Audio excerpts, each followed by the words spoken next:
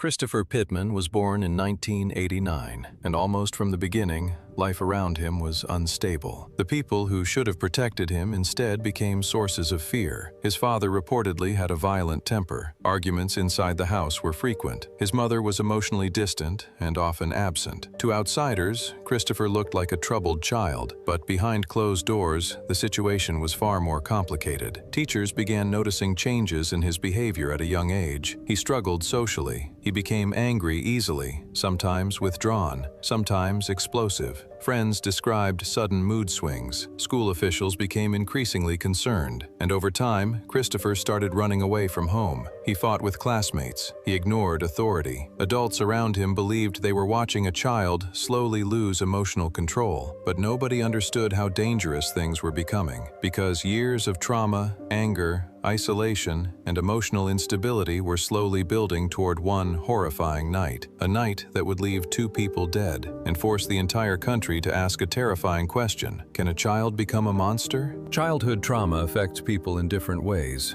Some children grow quiet, some become fearful, and some become dangerously unpredictable. For Christopher Pittman, the damage seemed to begin early, long before the murders, long before the fire, long before the country even knew his name. People close to Christopher later described a child constantly surrounded by emotional chaos. Arguments inside the home were frequent. Fear became part of everyday life, and the people meant to protect him instead became sources of pain. His father allegedly abused him physically. Over time, violence inside the home became normalized. For a developing child, repeated exposure to fear changes the brain. When chaos becomes routine, the mind slowly adapts to survive it. Psychologists often explain that trauma during childhood can deeply affect emotional regulation. Anger becomes harder to control. Impulses become stronger.